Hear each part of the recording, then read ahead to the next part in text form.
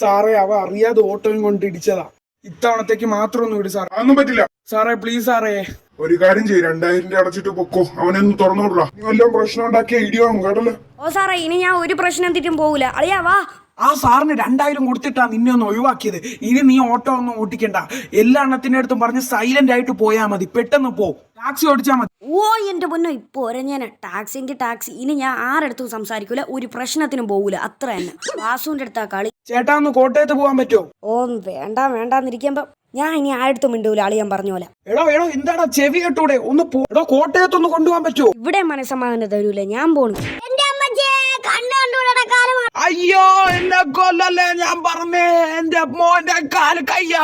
അതെന്തോ ശബ്ദം കേക്കണേ? എന്തായാലും ഒന്ന് പോയി നോക്കി നോക്കാം. ഓ പാവം തലയിറങ്ങിയതാണല്ലേ. എന്നെ വണ്ടി ഇടിച്ചിട്ട് ഞാൻ എപ്പം ഇവരെ കൊല്ലണ. പോലീസിനെ വിളി, പോലീസിനെ.